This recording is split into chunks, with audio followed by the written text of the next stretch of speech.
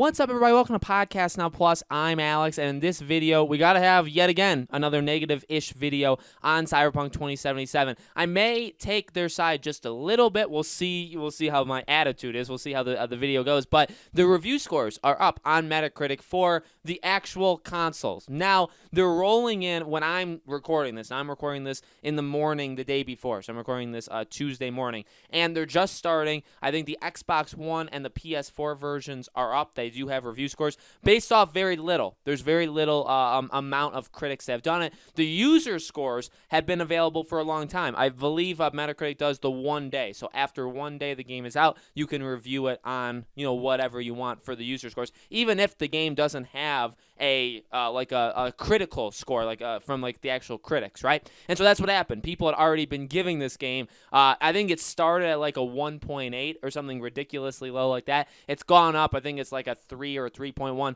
when I'm recording it, okay? So remember, this is different. This is the consoles. The PC version, that's the one that we all saw last week. That's the one that again, when I'm recording this, it could drop, it could rise, is at an 89. And I think it's got a 7 in terms of the user scores, okay? So, I mean, at least people are and I'm not saying people are review bombing, because I think that people have a very, a good reason to give this game a low score, depending on their own personal experience with it, okay? But what I will say is people have been very respectful of what console they are or what platform they are review bombing, because you have the PC group that really isn't all that much affected, right? 89 critic score, 70 in terms of user score, and then you have the console versions, and those ones are the, again, 3.0, 3.1, and it's got a 5th. Now, I believe the PS4, one of them has a 50, one of them has a 51, based off of only like 5 or 6 critics. Now, that's not many. I think more will kind of pour in over the coming days. Maybe even by the time you guys are seeing this video, it will have changed, okay? So that's the situation. Now, I haven't seen the PS5 and Series X. I wonder if there's going to be, yet again, another separate category for, because it's funny, you go on Metacritic and you look at all the games, like the bar graphs basically with the games with their scores, and you have Cyberpunk 2077, 89, and then you have Cyberpunk 2077, 51, right? And it's PC and PS4. It's funny to see because it's just odd that it's happened that way, but that's the way it is, okay? That's the way it is. So I don't know if next-gen versions are going to be separate or they're going to come later. I don't really, they're only technically for current gen. That's the thing that I have to keep reminding myself too as well, and I wonder if that's kind of not assumed, but if that's put into those review scores, where it's even though me, myself personally, Alex, when I play this game, I'm playing this game on the PS5, but it's the PS4 version. You're playing it PS4, you're playing it backwards compatible on the PS5. There is no free upgrade. Remember, that comes in 2021. So technically, we're all playing PS4 or Xbox One versions. They just may be helped out by the console just a little bit. So while I'm here, I guess I'll just take that back, because I feel like if you're going to review the PS5 and Xbox Series X versions, you should probably wait till that free upgrade comes, and then that will be the official, okay, this is that next-gen version. So, food for thought.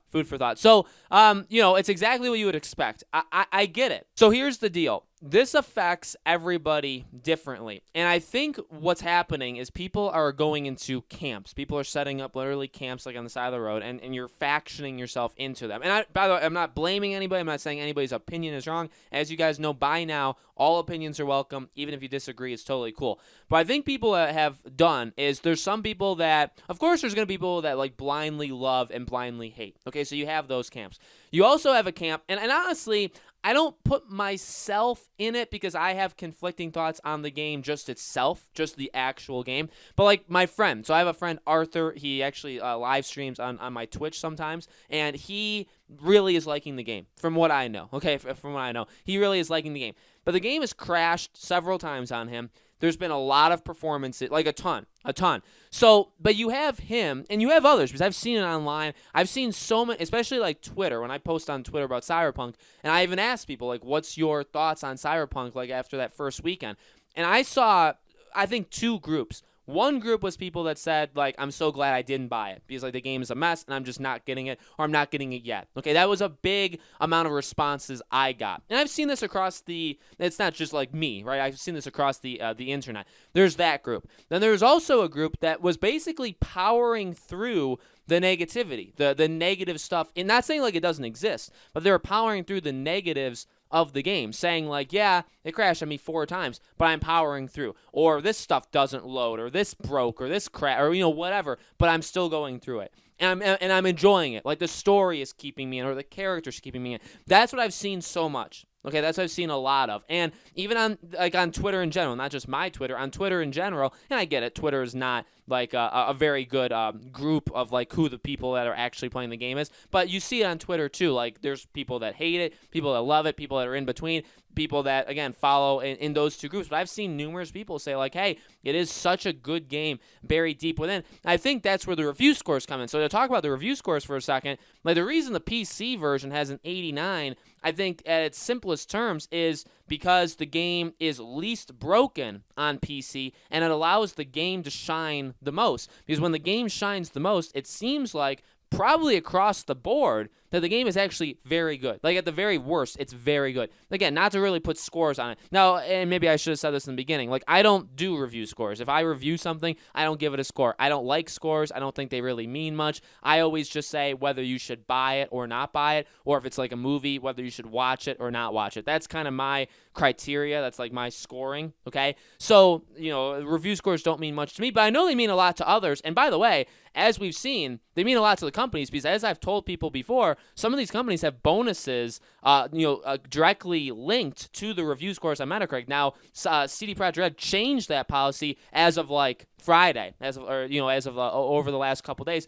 because of what happened. Okay, but the review scores do matter because a high review score sometimes can mean a bonus for the employees that work on the game. So I get the 89. I don't think that's necessarily too high. Mainly again because like the bugs don't do as much. Now, when I was talking about the GameSpot review, which got me in a lot of trouble on the internet, but I was talking about the GameSpot review, and I said, I have nothing wrong with a 7. One of the parts that I said in that was, if you have problems with the bugs, the glitches, the crashes and stuff, I believe I said, like, maybe it should drop the score a few points. I never really went too much in depth with that. I want to kind of do that just to end this video here. And this is a question. This is not something I even have an answer to. How much do these kind of things drag down a game? If you look at the Metacritic scores, it seems like it drags it down quite a bit. Because if we're saying that the game is like a solid, let's just round, solid 9. If the game is a 9 out of 10 because of the game, and it's the bugs and other stuff, and you could maybe even say it's higher, right? Because the PC stuff, it's hard. Like, the people that are reviewing it on PC, and the average that's an 89. Now, again, like some people gave it a 10, some people gave it a 6 and a 7.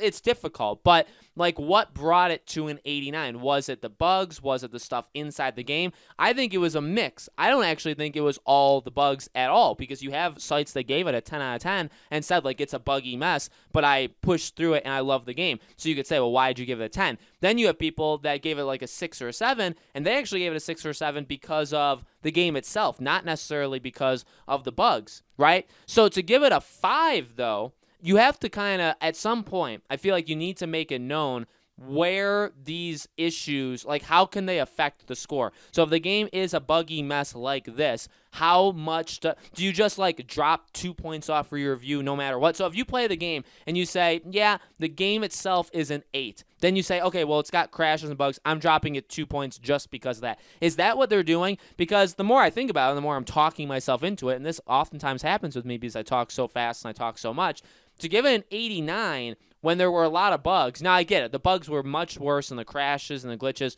were so much worse on like, I'll still call them last-gen consoles, PS4, Xbox One. They're so bad. But, if it got an 89, say you take 2, even 3 points away from it, well, now you're in the 60s, maybe even the high 50s. But what gets you to a 50? So, obviously, the performance issues with the game have made a major, major impact on the review scores. It's tough. It's tough. I mean, I do think it's fair, by the way, to when you're reviewing a game to say, like, hey, it doesn't work. So if a game is, now this game isn't literally unplayable. I guess if it crashes on you nonstop, it is. But for the most part, I would say the game isn't unplayable. If you pick up a game, you put it in, and it flat out does not work, like you cannot actually do things, well then yeah, the review score should probably mimic that and should say, this game gets a 0 or a 1 or a 2 because you literally can't play it. You know what I mean? Maybe it's an 8, maybe it's a 7 game besides that, but you literally can't play it. So why would you give it that score? So I do understand it. And it sucks to see a game like this get such a low score there, just because of all these different issues, basically. So let me know, guys, in the comments below, what do you think? Do you think the game deserves basically a 5 out of 10 on the consoles? Let me know. As always, make sure you guys are subscribed to this channel. Hit the bell icon so you guys know when all these videos go up, and I do a brand new video on this channel every single day. And so I hope to see you guys for tomorrow's video.